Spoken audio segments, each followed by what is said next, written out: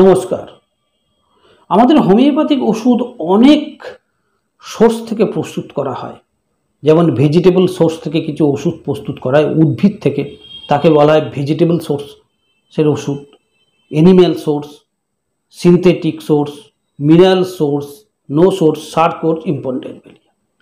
বিভিন্ন জিনিস থেকে, এই পৃথিবীর মধ্যে বিভিন্ন সাবস্টেন্স থেকে হোমিওপ্যাথিক ওষুধ প্রস্তুত করা হয়। এবার দেখুন, এক এক শ্রেণীর ওষুধের এক এক রকম কাজ। যেমন ধরুন, ভেজিটেবল সোর্সের ওষুধের কথা বলি। ভেজিটেবল সোর্সের ওষুধের ম্যাক্সিমামই এরা কিন্তু শর্ট অ্যাক্টিং, এদের স্থায়িত্ব একরকম। মিনারেল সোর্সের ওষুধের স্থায়িত্ব একরকম, নো সোর্স বা সার কোরের স্থায়িত্ব একরকম। তবে ব্যতিক্রম আছে। যেমন ভেজিটেবল সোর্সের ওষুধের মধ্যে লাইকোপোডিয়াম খুব ডিপ অ্যাক্টিং হয়ে থাকে, এর কার্যকারিতা অনেক দিন থাকে মানুষের শরীরের মধ্যে। থুজা, এই ওষুধটিও বেশ ডিপ অ্যাক্টিং। এবার প্রশ্ন হলো, একটি বিশেষ প্রশ্নের উত্তরে এই ভিডিওটা আমি তৈরি করছি। নো সোর্স কাকে বলে?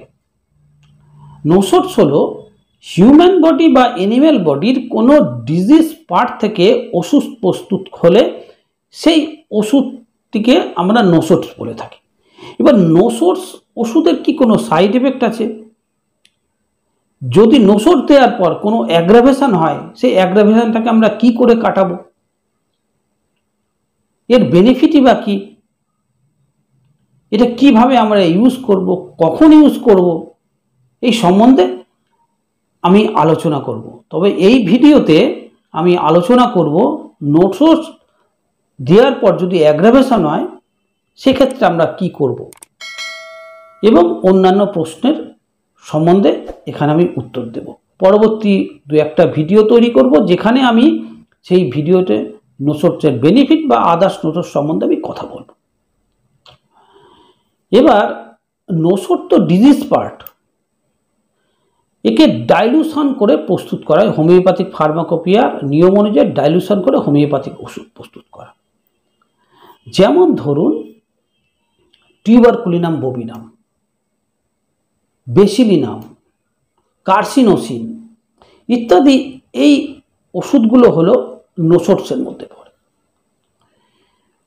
এবং ডিজিজ পার্ট বলে অনেকের মনেই একটা আতঙ্ক হয়ে যায় যে এই ডিজিজ পার্টের ওষুধটা আমার শরীরে প্রয়োগ করছে,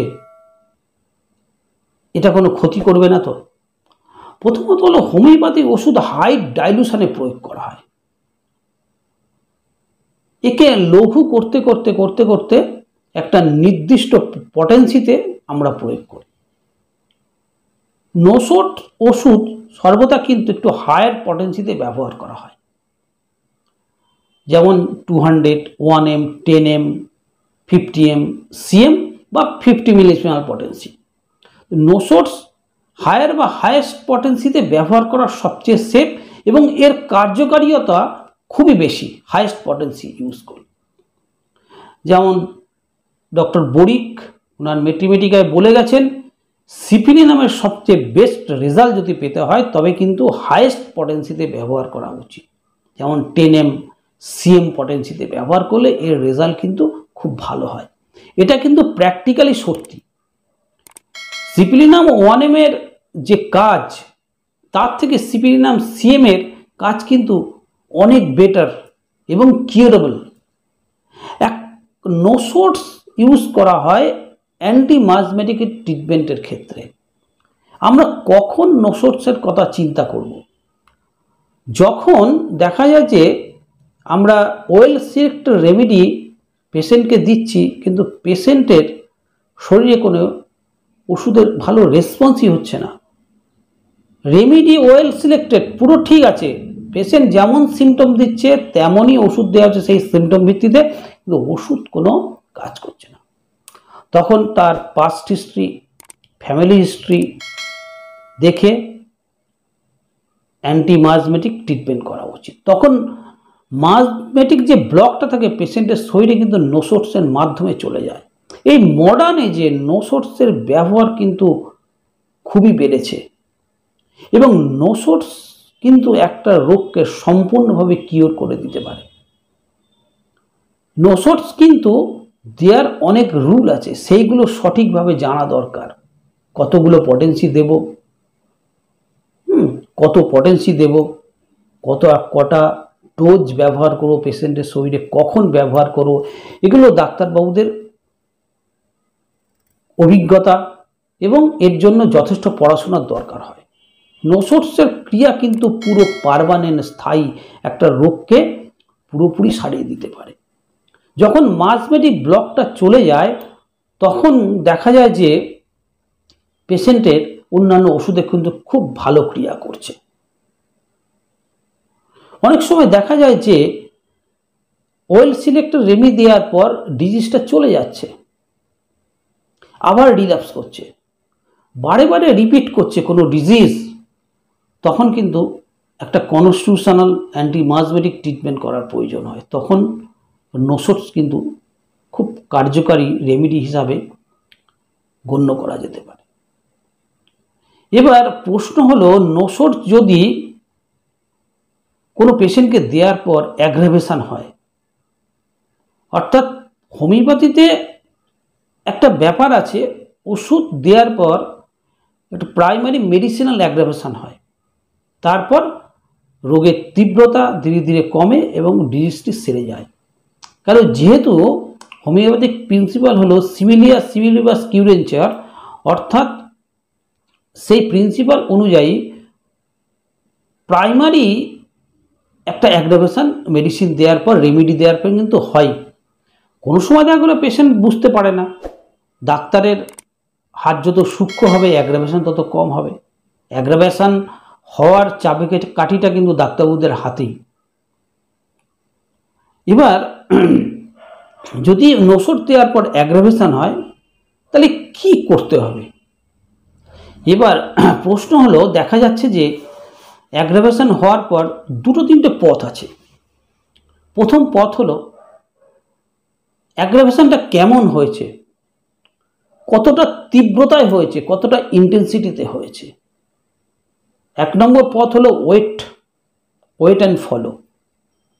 অ্যাগ্রাভেশন করার পর দেখা যাচ্ছে যে একটা ডিজিজ পিকচার তার তৈরি হয়েছে, তখন সেই disease picture totality of symptoms নিয়ে নতুন রেমেডি তাকে দিতে হবে। নোসোটসের কার্যকারিতা অ্যান্টিডোট করা বা নষ্ট করা সম্ভব নয়, কারণ এটা খুবই ডিপ অ্যাক্টিং মেডিসিন। সেই কারণে পেশেন্টসের প্রেজেন্ট কন্ডিশনের টোটালিটি অফ সিমটমস করে রেমেডি সিলেক্ট করে দিলে কিন্তু নোসোটসের ক্রিয়া নষ্ট করা সম্ভব হয় না, কিন্তু পেশেন্টকে রিলিফ দেওয়া সম্ভব হয়।